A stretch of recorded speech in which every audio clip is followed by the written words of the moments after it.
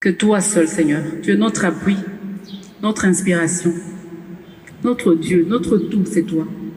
Et je dis merci.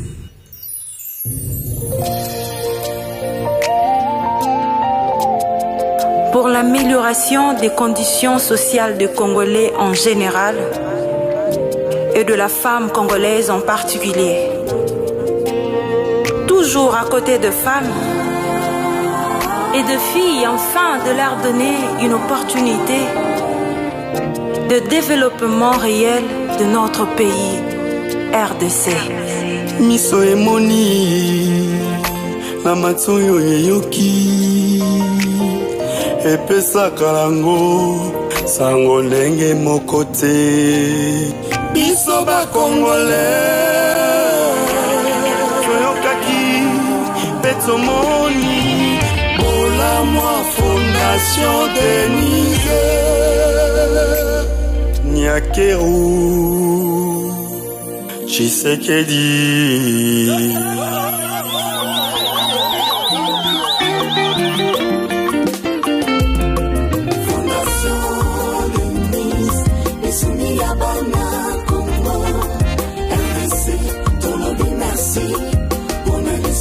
Fondation Maman, Denise, Nyakeru, Tshisekedi, femme sociale, maman bonheur, Denachi, Libende, barre de fer, Nakacha béton, Fachi, béton, armée, solution ya Congo. Contribuer à une société dynamique où la femme sera libre, valorisée et apportera du progrès et un regard.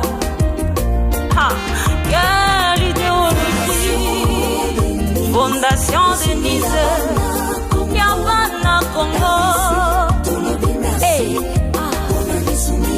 Ambulance Abana Congo. Mama est femme sociale, maman bonheur, énergie.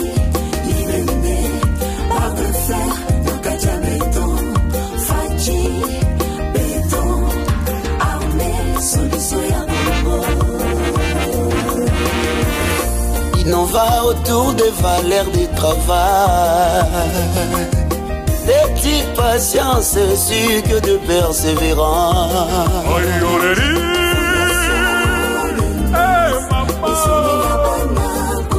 Bana Congo, Fondation Maman, Denise, Nyakeru, Tshisekedi, femme sociale, maman bonheur, Denachi, Libende, barre de fer, Nakacha béton, Fachi, béton, armée, solution ya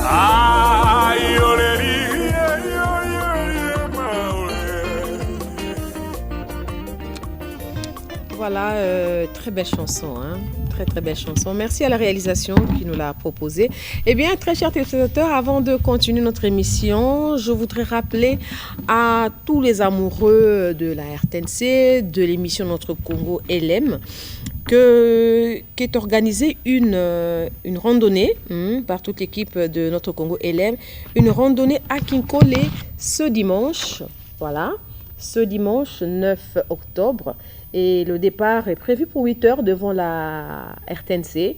Pour tous ceux qui veulent se joindre à nous, eh bien, voilà, l'affiche est là. Dimanche déjà, on pourra être ensemble, aller à Kinkole pour un échange, pour une visite et pour se divertir. Parce que quand on travaille toute la semaine, on a quand même besoin de repos, on a besoin de prendre de l'air, on a besoin de se ressourcer aussi. Voilà, c'est signé Sylvain François Kalonji-Panou. Tout de suite, nous allons prendre notre deuxième invité, très chers téléspectateurs.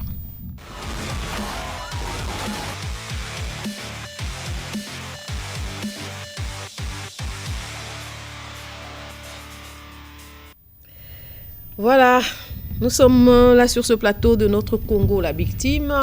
Derrière la caméra, des femmes vaillantes, des hommes vaillants, et comme Olimputu Papa la Joie, j'ai tout aussi là.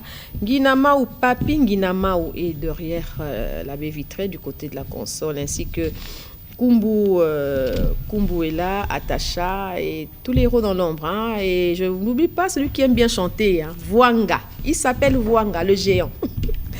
Très chers téléspectateurs, notre invité, c'est Maître Jean-Pierre Manzolo, Maître Avatar. Et avec lui, nous allons parler de l'impact de la spiritualité dans le développement d'un pays. Voulez-vous que je vous appelle Maître Avatar ou bien Maître Manzolo?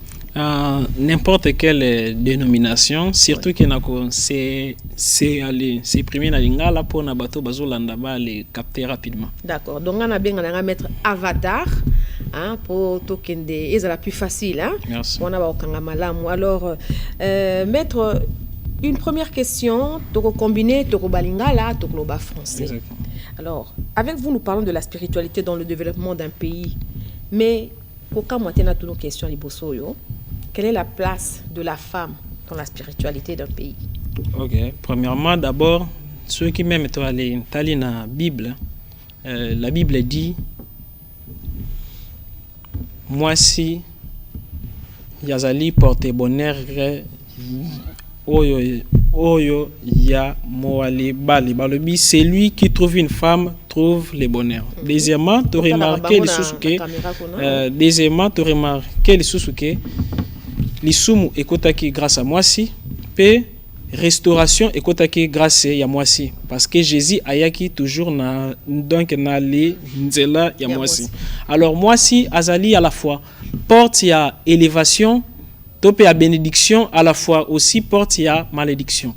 Premièrement, essayer d'abord, moi si c'est considéré comme inférieur à mobilité, mais comme collaborateur à mobilité. Deuxièmement, essayer moi si y a bakeno récite ya mobali topé à mboka ezali ko dépendre na ye. Na pesi exemple moko pratique.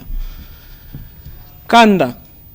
Ceux qui moi ça na kanda ezali déconseillé na donc na ba science spirituelle ko aller servir nanyo yo mobali biloko na se akanda parce que kanda nayo eko influencer biloko wana pe soki mobali allié biloko ya mwasi oyo a servi ye azaki na kanda bali affaire na ye kozala détruit ezali kutu te ke bandoki mutu bako attaquer. Donc mwasi azali ange ya mobali azali aussi démon ya mobali na ye moko.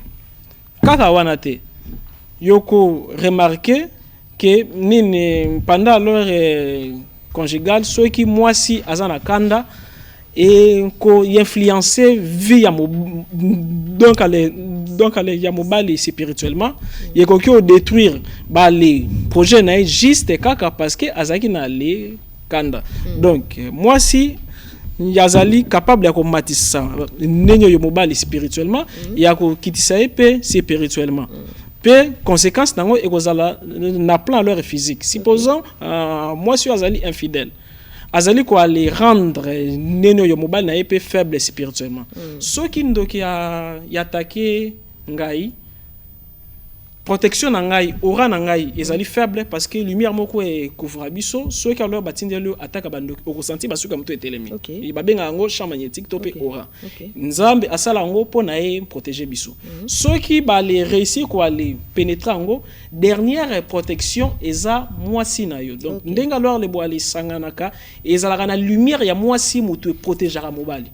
Alors ceux qui mobali wana nanyo yo mwasi wana zali infidèle alors yeko exposer pe nini mobali na ye pona ba détruire facilement. Alors quel rapport nambo kanabiso? D'accord. Premièrement, essayez d'abord ninyo yoko e bakeno pona moi si a participé na développement ya lemboka essayez d'abord azala considérer estime wana parce que chacun nabiso abotami grâce à moi si akoli grâce ya moi si dès que alors nene to considérer moi c'est la chose te la motumoko inférieur te déjà kaka na les penser mentalement yeko faciliter na monde ya ba esprit parce que moi si mutazaka na clair na monde ya ba esprit yeko faciliter aussi pona donc ce que alors to aller c'est attitude wana na ba attitude donc il y a attitude na ko répondre tout à l'heure yeko permettre que moko na biso développer. Donc moi si peut-être dans la porte d'entrée à ya malheur mboka na biso. Bénédiction et malédiction et les kakana moi si mais pour na mboka donc mboka na biso développer té ezali na ba critères rebelo yo ezali ko aller faire surgir dans les quatre. Donc parmi alors les critères wana ezali premièrement nini ceux qui union parfaite topé y harmonie ezalité entre biso na yegrégor na biso. Naye. Yegrégor na biso. Yegrégor ezani. Yegrégor ezali côté nyoso yo batu basanganaka. Ceux qui parce que la Bible a dit ceux qui deux personnes, trois personnes basangani et sikamoko nzamba zanakati. Alors ceux qui deux personnes to aller sangani to lobi que non to aller lingi to aller bongisa peut-être lupangu na biso. To aller créer ba loi automatiquement ezarana esprit moko ekozala créer wana parce que yo alors croire ngape na croire esprit moko ekozala créer wana pona et intervenir pona makamwe le kamalamu ezali lokola micro yo ezali nzambe te mais ceux qui yo na ngai tondimi ki yezanzambe yekokoma kosala ba miracle veut dire ba bengango égrégore parce que ezali na champ moko énergétique donc divini donc nité moko salemi to pe nzambe moko asalemi parce que yo o croire ngape na croire comme toi les ali d 3 alors eloko wana yeko se créer esprit wana ba bengango égrégore. Donc si je comprends bien tozana moi nous na mboka na biso parce que certaines personnes ne croient pas que mboka na biso okota na intégrité na unité na pe kokota bato so azoba est-ce que mto robongisa mboka ngo bato mususu babite nga na kobongisa. Donc je comprends que si je comprends bien il faut égrégore hein. Il faut ne égrégore wanande ezala kakati na biso. Yezala nourri. Alors premièrement Seigneur li koyeba que non derrière chaque parole ezana son. Derrière chaque son ezana vibration. Derrière chaque vibration ezana ba ondulation pe na ba esprit. Il y a chaque fois Congolais azali koloba que non mboka na biso yeko bongate. Un parole na yo ezali na poubelle yo malobi fwandaka te.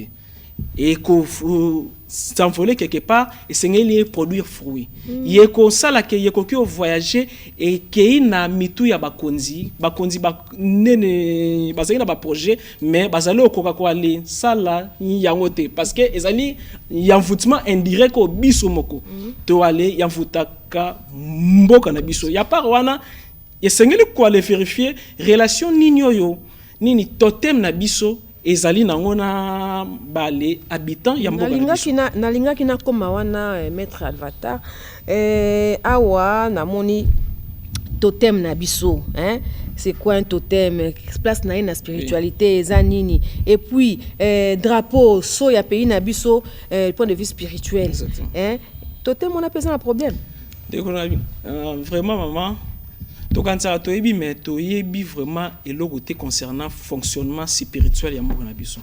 Chaque mutu azana la partie physique non azana pe na partie spirituelle.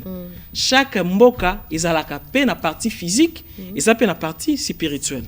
Totem ezani que de totem ezani totem par définition ezali symbole ya nyama topé anzete oyo ezali ko symboliser mboka wana nanu normalement mais est-ce que yo mystiquement totem ezani maman esengeli kotanga na livre ya Apocalypse yokomona ke non banyama bazali ezali na ba ange bazali na forme ya banyama alors na le monde ba esprit ba les divinités topé ba ancêtre na biso bazalaka symboliser na banyama comme ba les ancêtres ya Congo basangana ba créer famille moko parce que na le 7e dimension na planète Terre ezana monde moko ba bengango monde ya ba Ishim topé monde ya ba santu topé ya ba ancêtre ancêtre la kisinini batu moko honorable ba vivaki ki honorablement tango yo ba kufi nini ba créer libota moko yo ba lobi ke ba ko aider ba les Congolais. Alors famille bako créer wana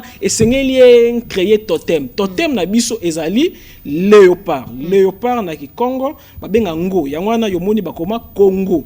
Alors donc Congo ngo wana la suka elaksaka déjà léopard. Alors nini na ba époque moko lointain ezaki na mouvement moko mystique babenga kiango léopard ezaki ngo alors le mouvement wana nini ya les zalaki na ba loi ezalaki na ba norme et en plus ezalaki parmi ba mouvement yo et randaka ya Afrique est puissant so yo tali même na film ya Wakanda yomoni donc yomoni ba le mindele ba tsaka ba vérité misusu na kati ba film. Alors yordre wana ya léopard par mutu babanaki on sala ke mboka ezala développer richesse ezala tout parce que bazaki na maîtrise ya contact na ba extraterrestre ba ko na biso. So bazaki na contact ya ba humain na ba extraterrestre. Alors ni ya Grégor et comme donc il y a comme un faible camp totem, il y a comme un faible camp parce que ceux que vous allez na léopard Yole Sakete, ya beli koshoko, mbwa ya kugangeli wu akimi. Congo na biso ezali puissant, mais esengeli harmonie ezale. Ezali na ba attitude o biso ba congolais. Ba konzi na biso esengeli bazana ngo pona léopard na biso alamuka. Est-ce que de léopard na biso za alamuka? Te, pona nini? Parce que selon leur les loi wana, léopard azali na même famille que niaou. Balingaka propriété. Alors soki salité eza mingi place nyoso yo salité zalaka na ba rond-point place boy na lenda esengeli ko bakino exactement vraiment na moni ki yo ebi pena makambo ya spiritualité. Alors nini bale esprit moko za wana babenga bango ba sikori bazali lokola ba insecte mystique oyo alors bayaka ko ali déposer ba malédiction. Et en plus soki nganga moko satanique alingi asala cérémonie simba esengeli aluka toilette topé fulu topé na ba carrefour koto yo banzela yekutani côté wana ya propriété esengeli ko ali veiller que ba carrefour na biso ezala neno yo propre. Mais il y a pas wana esengeli aussi respect envers ba chef. Supposons maman yo les ali chef ya compagnie quelque chose aux ala ki mutema malamu so ki biso nyoso tolobi ke chef oyo akokoka ko travailler maloba na biso eko dégager énergie eko envoûter yo même ato ozaki na makasi ya ko travailler okokoka ko travailler. Par rapport à mboka na biso mboka na biso ya solo toza riche en sol et en sous-sol mais est-ce que ezaki volonté ya Nzambe topé ezaki parce que quelque part na ba mikolo moko boye ba extraterrestre bakitaki awa balobité RDC wana Congo wana il faut to tia ba richesse ebele na kati mais entre temps richesse ngo pe bitumba pe batu bazo ko ngako boto biso ba richesse richesse wana e uti pa Nzambe ou bien uti pa ba extraterrestre. Alors merci beaucoup. Malheureusement ministre Zali Muke maintenant ko loba juste kaka mba mais nyoso nazo loba ezaka lokwa océan nazo tsango na kopo. Alors premièrement avant na nukaka ko lobela na nukaka ba richesse ya mabele na biso esengeli d'abord né de koyeba ke non ni na le monde spirituel et couleur et y influence ka drapeau na biso ezali na ba couleur nini eza na couleur jaune eza na couleur bleu eza na couleur rouge couleur rouge ye symbolisaka makila et symbolisaka moto et symbolisaka amour. Alors soki nini rouge wana nini to ale saleli yango malamu te rouge wana donc yeko symboliser danger pona mboka na biso soki to ale saleli yango malamu yeko symboliser fait veut dire pouvoir makasi domination. Alors nini couleur bleu et la kisaka bomoko et la kisaka yosi ki bonzambe topé spiritualité mais de soki bo ale saleli donc saleli yango malamu te nini évasion yeko salima veut dire nini ba les voisins ba ko attaquer bino kaka déjà na couleur wana bleu couleur jaune et symbolisaka prospérité yango wana sous-sol ezali riche mais soki to aller saleli yango te trahison mensonge na vol yango wana yomoni ba biloko wana tout ce ko concernant nini question na yo nini mabele na biso kala awa ezalaki lokola circle sale ya donc ya ba yesetra terrestre période yo nini continent moko bandaki ko régner ba benga ki yango continent Atlantide. Alors tango yo continent wani dindaki na ba extraterrestre na ba yaka awa parce que zali sujet alors ninya le tellement que ba énergie na bango ninyo yo champ magnétique na bango zaki makasi ye bandaki ko aller benda ba richesse c'est ya ba kwa misusu ya ba mabele pona ko aller bomba awa mais ti lelo na lesi ya mabele ezali na ba ville oyo ebatama na sa mabele kota ba est oyo l'état a habité mindele pe alors le ba habité oyo alors ezali ba race ya ba intraterrestre ba les fana nene na le kangi parenthèse parce que là le na binini oyo nazolo ezaka ka moi mai to aller ti alors na le kopo comme bolobina le lobambango nini oyo tokoko sala pona ba guerre si na voilà nini oyo tokoko sala pona paix alors ezonga na mboka donc nazolo lobambango parce que c'est ba sujet mo ya kolobela malembe mais vite et c'est ngeli koloba logo ya Charlot choix exacté alors nini oyo tokoko sala pona guerre yesila na les est parce que et alors c'est spirituel ezali kaka donc kaka te que na lobi bino ke bandoki bazala boye pona okanga ndoki sala boye ba formule na tout ezali mais ndi alors ce que alors les mboka na biso ezali malamu te donc côté ya batu pe osimba te batu ba robundisa nini ba les démons ndenge nini ce que alors mboka na enanu ezali déjà ba problème alors solution pour na guerre est première richesse na biso mama ezali nini ba les tribus na ba dialecte ba chef coutumier bokoko ezali nene na mboka na biso ezali d'abord laïque nini oyo bakoki osala l'état akoki osala eloko moko lokola agence kaka ndenga alors basala IGF babi bon na les agence wana na kaka ndenge basala kana Bible Daniel azali o gérer batou alors na les agence wana ba les tali na kati nini chaque province côté nini babwaka bakake koko yo abwaka kake koko toi les pesio médaille félicitations pesa biso formule oyo koto nini banzoi pesa biso formule agence wana ezali ko étudier ba phénomène wana paranormal simanango agence wana ezali contrôler na l'état simanango oli ya kosalela minduki bakay kota ya ni alors le monde entier ndikano saki onde nini pesa formule parce que lobby ya koki akufi bakoko wana bakufi connaissance et perdre alors biloko wana tokoki osala ngo contre ba rebelle canaliser mama nangai kala téléphone ba nini photo babandaki kotinda te mende bandoki babandaki kotinda na bali photo kala déjà mais nini mindili basalaka ndenge nini bali kotinda laboratoire eloko ezaki mystique baranda ngo ekomi technologie ezanini ezali nini oyo matérialisation ya oyo ezalaki mystique alors grâce à leur ya ba agence wana yeko permettre que ba ingénieur na biso bazala ba réparateur te ba les créer capé imaginez téléphone moi na 12 ans sali yango licencié azali obongisango vine mobimba batangisi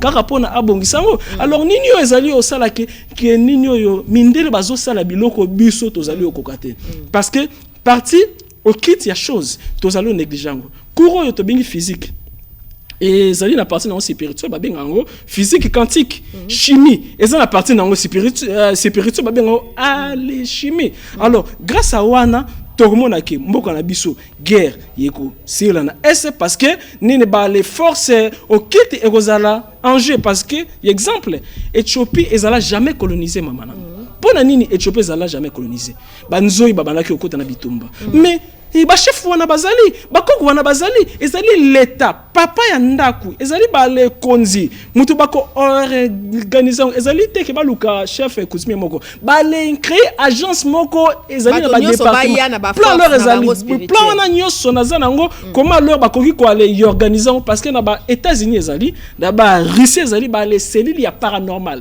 imaginez bazui elima moko na maime ba chinois ba kenayi peut-être koko na bino ya ba richesse ye wana ke mais ce que leur bazui elima na mai biso awa ezana organe moko te à l'état et ya les étudier ba phénomène wana paranormal église eza bien mais comme nini to les ali ba africain tout monde a rappelé ba makambu bizarre le kana mboka et sengeli quand même ba agence oyo ko aller étudier bloc anezala parce que imaginez ba mai ba bimi quelque part ceux qui agence anezali boyebi que non armée ba sala boy pona ba aller contre ngo parce que chaque formule magique ezalaka na contraire nango mais ce que alors biloko parce que nini mama nanga yebaka pona batu ba les déstabiliser mboka na biso na moi ba déstabiliser kango na butu ezali na ba cérémonie yo ba les konza mboka misusu ba salaka avant nanu ya ko ya nini ya ke bino na moi mais ceux qui biso na butu tolali zali faible moto yo a diriger na butu te akoko diriger na moi te et sengeli ko les zala makasi na butu et sengeli lor mboka na biso to les zala makasi na butu nzamba sali grâce to les zali na batu ndenge na ndenge mais sengeli ko yo l'état aller profiter na batwana a 500 bango ba créer agence ezala étudier ndenga lo na ba Russie na ba États-Unis na ba Japon et ça maître Avatar en tout cas sujet oza très très intéressant ngai na découvrir moi makambo belé na banzi to koyamba lisusu na ba émission c'est tout famille moko ngaki na pesa yo soki net na ndaku olio tester que milimo mabe ezali pesa nga formule formule simple ozui vers mai oui otiango likola mesa o ale lobi ke ndenge na tiango likola mesa parce que mai ezala na mémoire un jour tout le belango ezali vraiment sujet comment alors même yokoko limu sa maladie na nzoto grâce à mai alors yolobi na ndenge alors na li tikyo awa lobi soki ba esprit mabeza na ndako yo mai changer couleur topé bimisa ba boule d'air belé na kati otiki yango 24 heures soki otiki na 8 heures okolongola na 8 heures soki omoni changer couleur topé ebimisa si alors ba boule d'air ebele veut dire que ezala ba mauvaise vibration topé ba mauvais esprit na kati ndako alors ba formule ane ezala ta 1000 oyo ke no ozali condamné à luka pasteur te ya luka ngate ya luka prophète te oyo yomoko okoki ko aller trouver ba solution. OK. Merci maître Avatar, on peut savoir son numéro de téléphone na yo na bandi intervention na we ningisi banda ko ebele.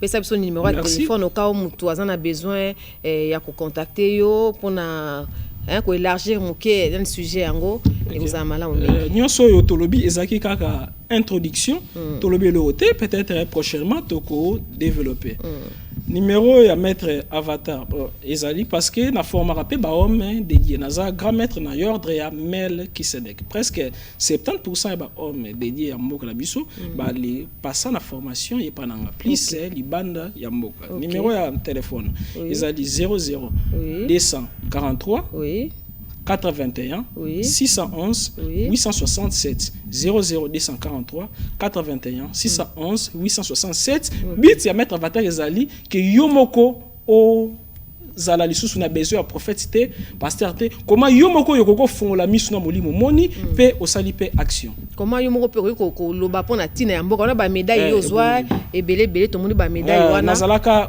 honoré na présidence de la République, chancellerie à ordre national, donc il y a le pas parce que nous avons parmi les ambassadeurs de la paix. Merci ambassadeur de la paix, merci maître Avatar et Nabanzi Mbadasima vraiment zongela biso parce qu'il y a des alliés même na ba technique qui donc technique na koko pesa au solo lina mutu akufa ba koko no même Angelou donc yokoko bimise boye ya solo ezali maître Avatar facilement tozo Obotama la moine 22 février. Le 22 février na banzi le 22 février o ezako ya son nzamba bombi biso to kolekisa o pe to représenter pe aveu d'anniversaire na émission na biso mais pona lelo to kozwa rubrique na biso bon anniversaire pona ko présenter aveu d'anniversaire na